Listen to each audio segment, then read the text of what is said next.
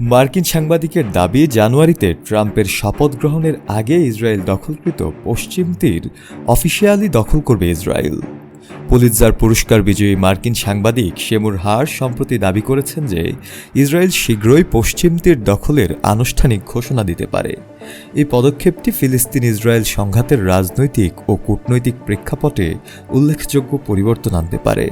হার্শের মতে, ইসরায়েলি প্রধানমন্ত্রী বেঞ্জামিন নেতানিয়াহুর নেতৃত্বাধীন সরকারের মধ্যে ধর্মীয় কট্টরপন্থী দলগুলো ক্রমবর্ধমান চাপ এই সিদ্ধান্তের প্রধান অনুঘটক। পশ্চিম তীর দখল করার এমন একটি পদক্ষেপ কার্যত দুই রাষ্ট্র সমাধানের যে কোনো সম্ভাবনাকে ধ্বংস করে দেবে।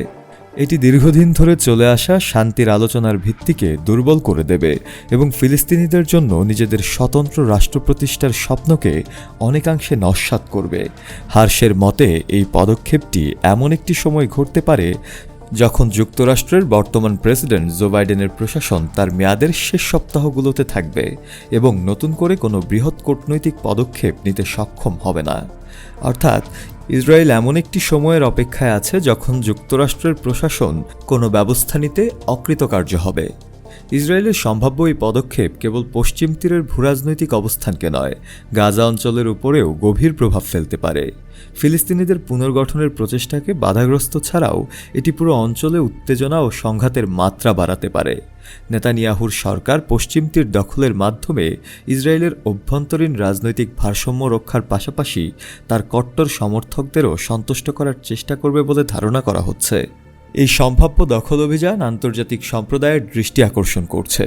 বিশেষ করে যুক্তরাষ্ট্র ও ইউরোপীয় ইউনিয়নের মতো শক্তিশালী মিত্ররা ইসরায়েলের এই পদক্ষেপকে কিভাবে প্রতিক্রিয়া জানাবে তা এখনও স্পষ্ট নয়। তবে ফিলিস্তিন কর্তৃপক্ষ এবং আরব দেশগুলো থেকে প্রবল প্রতিক্রিয়া আসবে বলে আশা করা হচ্ছে। শেমুর হার্শের এই দাবি এবং সম্ভাব্য দখল অভিযান মধ্যপ্রাচ্যে নতুন এক উত্তেজনাপূর্ণ অধ্যায়ের সূচনা করতে পারে।